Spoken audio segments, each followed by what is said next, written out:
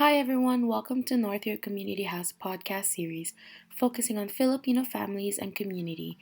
North York Community House, niche for short, is committed to building strong, vibrant communities, serving over 20,000 residents in Northwest Toronto every year. We help transform lives by working with people, understanding their needs, and supporting them in achieving their goals. We are supporting youths, parents, and seniors in becoming active and engaged citizens and supporting opportunities for residents to improve their lives and lead positive change in their neighborhood. Our goal for this podcast is to provide informative discussion to our listeners, hoping that we can learn from those experiences and create space where we can support each other. Due to the sensitivity of our topic, we keep all personal information confidential. Again, this is Maria Eunice, and for today's episode, we have Ella Tan back, who is our settlement worker at North York Community House, as well as Ariel Lopez. Ariel, do you mind telling us a little bit about what you do? I'm a school settlement worker with North York Community House. So basically, what I do is I provide information and referral services to newcomer clients. I am based in the schools, so I work both with the Toronto Catholic District School Board as well as the Toronto District School Board. I do one-on-one sessions with parents as well as youth. So what I do basically is do a needs assessment, and based on the needs of clients, I try my best to connect them with services and resources that would help them ease their way into their new life in Canada. Okay, thank you so much for sharing. So, Ella and Ariel, I'm just going to give you a quick recap from our last episode. So, in our previous episode, we shared an interview with Lenny, who was a caregiver and a mother of two teenager children, who later joined her in Canada as part of the family reunification. As what we heard from her, she was very concerned about her children's education and their safety. So let's listen to a clip taken from the interview. Hindi naman madali ang pupunta dito. Marami akong sakripisyo na ginawa sa kanila. Alam mo anak, butihan mo sana yung pag-aaral mo. Hindi yung, alam mo ba, ang maging resulta ng ginagawa mo in the future. Do you think na maging successful ka or maganda ba ang buhay mo? Kasi yun nga, nagsisigarilyo sila, nagiinuman, tapos hindi siya umuwi ng gabi. Ay talagang worry ang, kumbaga, problema ang binibigyan niya sa amin.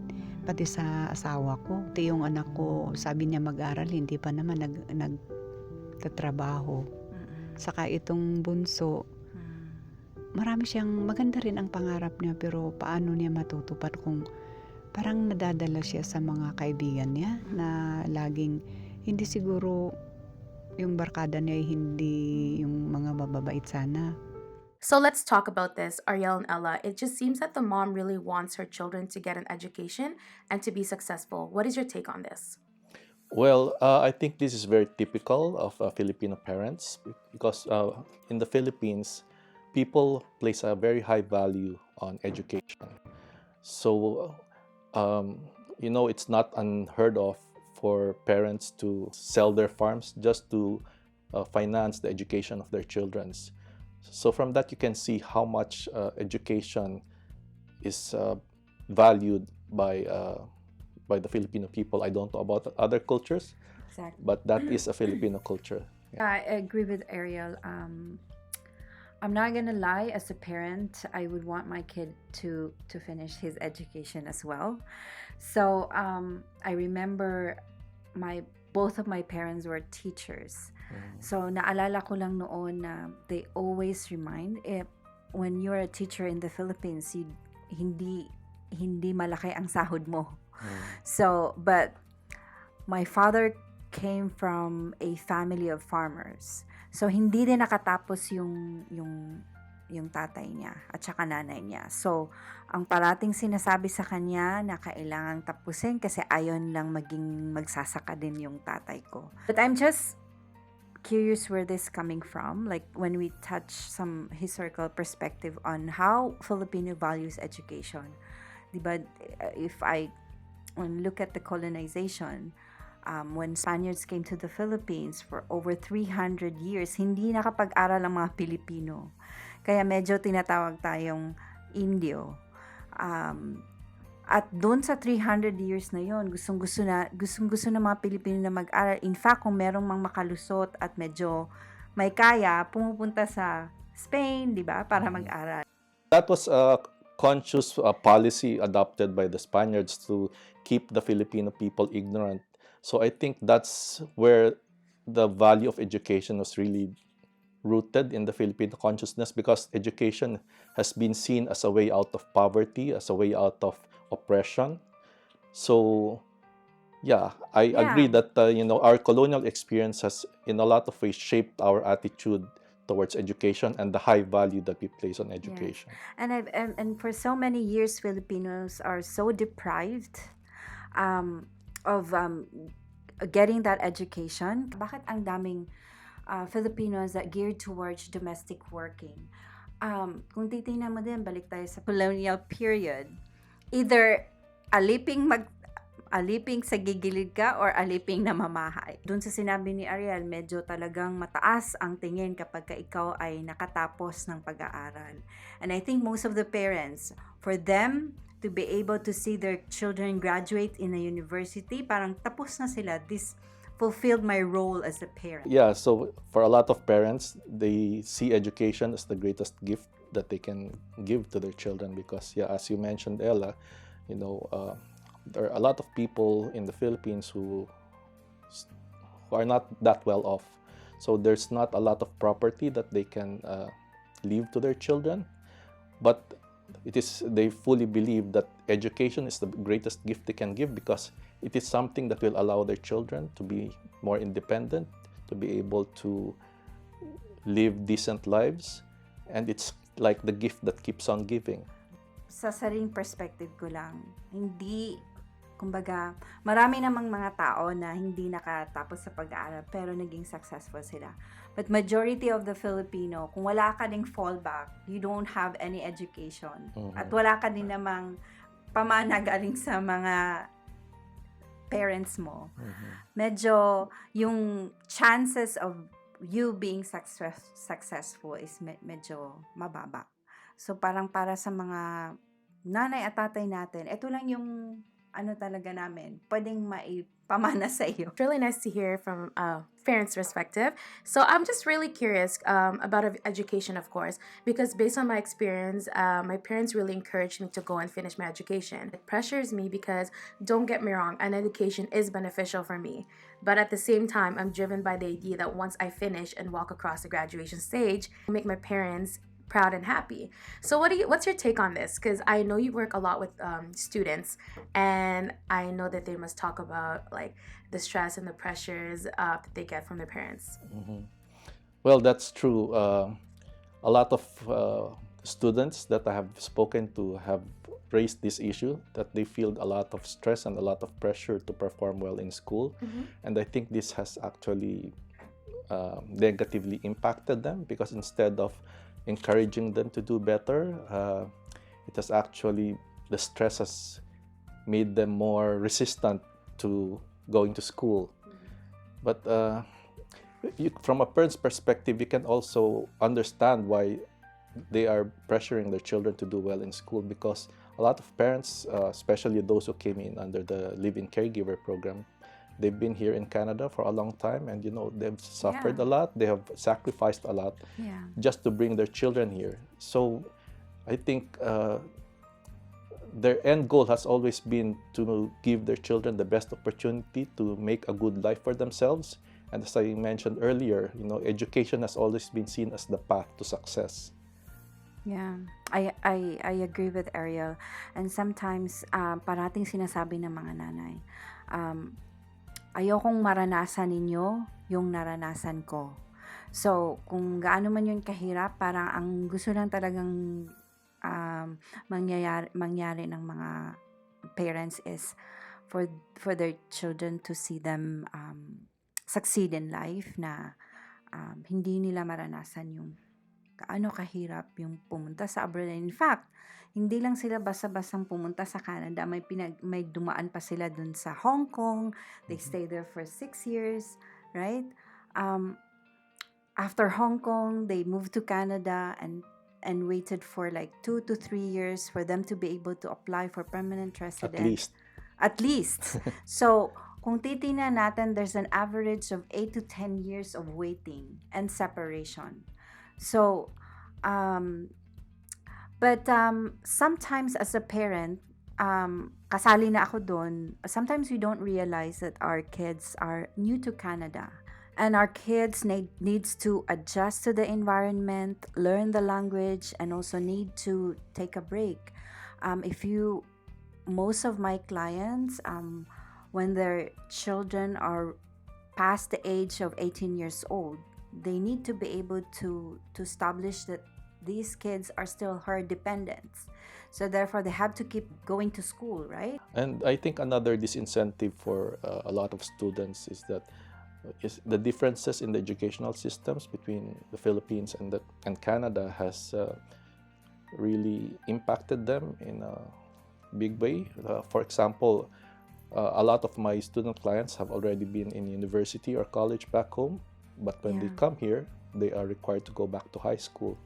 So this incentivizes them because they think, why will I go back to high school? I was already in university back home, Exactly.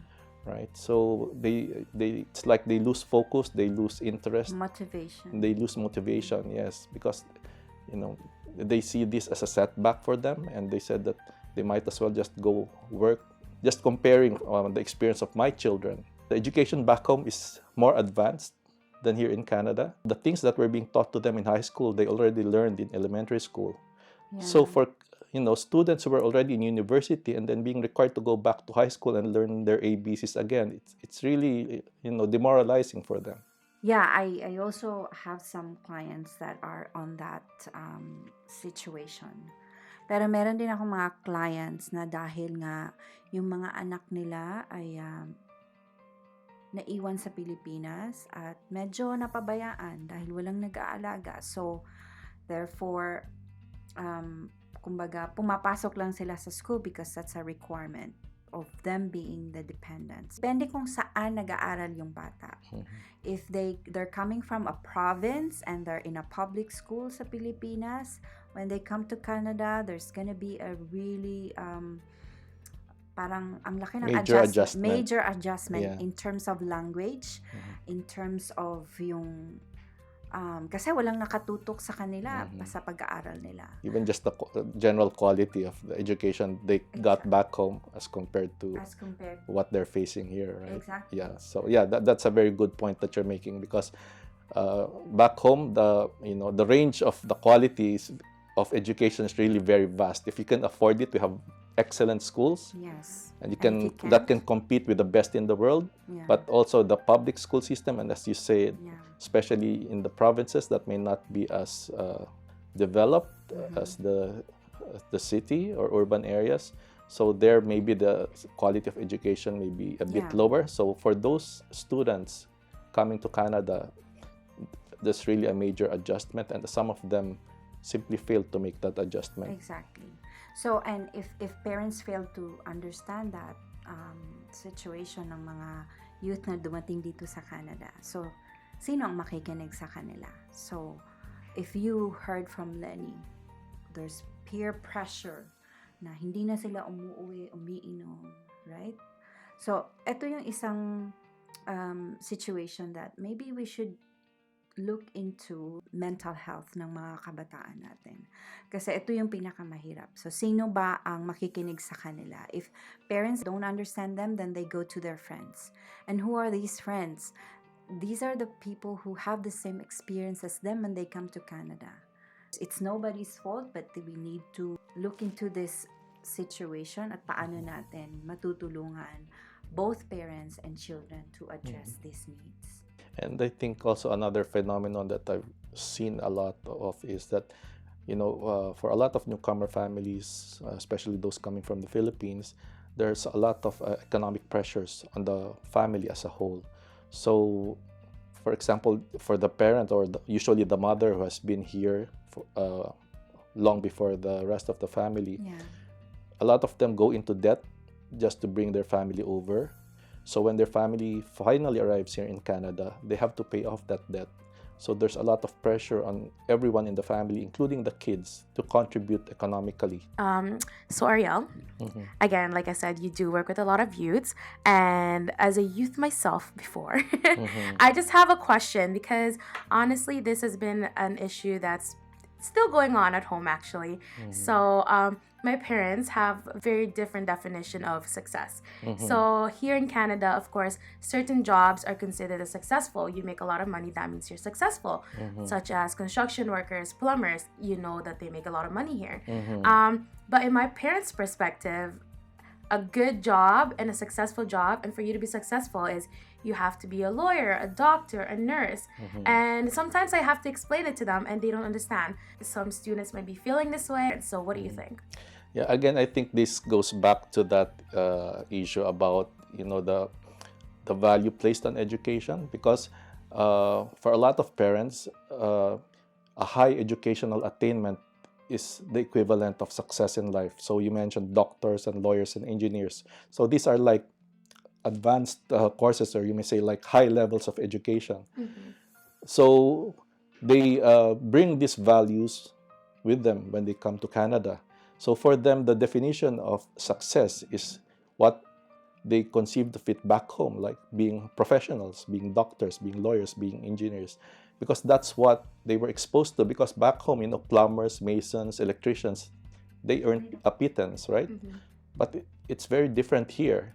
So maybe there needs to be some education on the part of the parents also, that there's more than one path to success.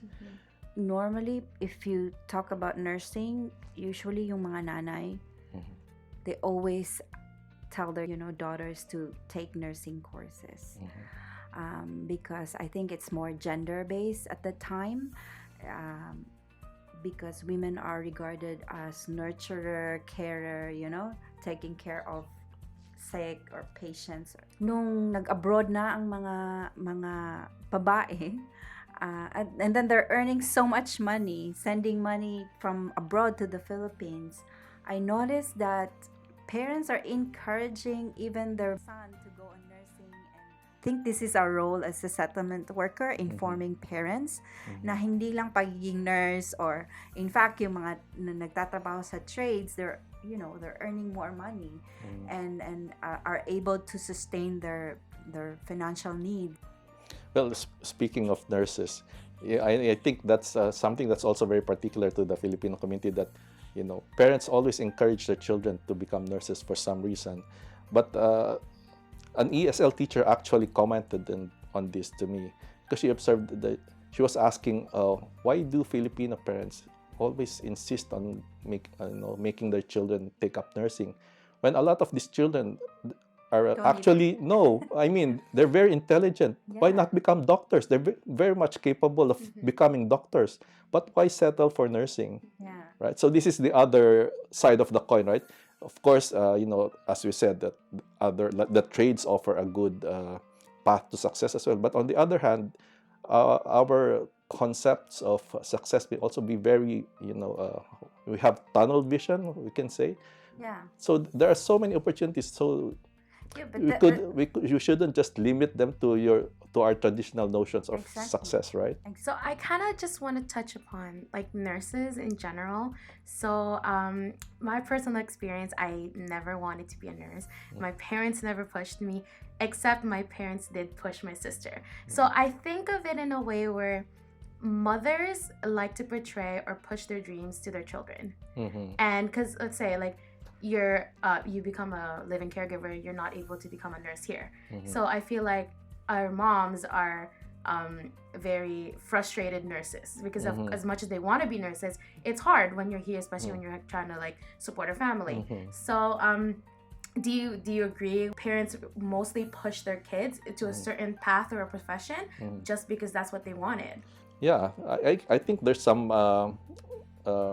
truth in what you're saying, but I don't think that's limited to Filipino parents. Parents in general, I think, push their dreams on their children, or shall we say, even their own frustrations, something they may not have been able to achieve on their own, they push on their kids, right? So we did discuss a lot of things. Of course, one episode won't be enough to cover this broad of a topic. And but I just want to say thank you for Ariel for being here. and also for Ella Tan for coming back and speaking on the terms of like mothers and also just living the caregivers in general. So do you have anything else to say? Well, if you need any help, call 416-294-2332. That's my number. Or email me at alopez@nych.ca. So, we have reached the end of our second episode. We discussed a lot today in regards to education and the expectations of parents alongside the definition of success in the Filipino community. I would like to thank again Ariel for being here today as well as Ella Tan. Again, this is Maria Eunice, and as a reminder, all of our services and programs are funded by Immigration, Refugees, and Citizenship Canada. Therefore, all services are free. For comments and suggestions for this podcast, please go to our website www.niche.ca. Thank you for listening, and we hope you enjoyed today's episode, and we'll see you in our next episode.